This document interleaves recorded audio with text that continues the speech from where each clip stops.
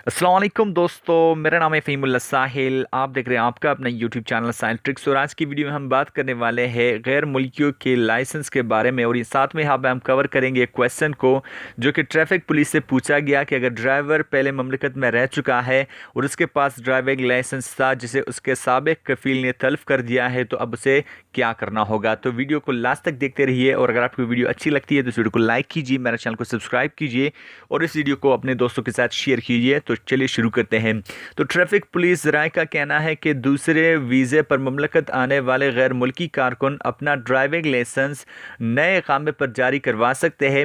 एक सवाल के जवाब में ट्रैफिक पुलिस का कहना था कि ऐसे तमाम गैर मुल्की अफराद जो मुमलकत में मुकीम रह चुके हों और वो दूसरी वीज़े पर मुमलकत आए, उन्हें ड्राइविंग लाइसेंस हासिल करने के लिए तमाम मामलात असर नौ निपटाने की ज़रूरत नहीं है।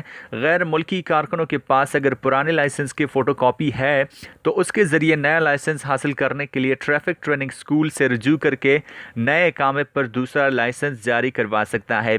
ऐसे गैर मुल्की जिनका साबका ड्राइविंग लाइसेंस एक्सपायर हो चुका है, उन्हें नए लाइसेंस जारी करवाने के लिए मेडिकल चेकअप करना लाजमी है। यहाँ पे एक सवाल में पूछा गया कि अगर ड्राइवर पहले ममलिकत में रह चुका है और उसके पास ड्राइविंग लाइसेंस भी था जैसे उसके साबिक कफील ने तल्फ कर दिया है तो अब उसे क्या करना होगा। इम्पोर्टेंट सा क्वेश्चन है।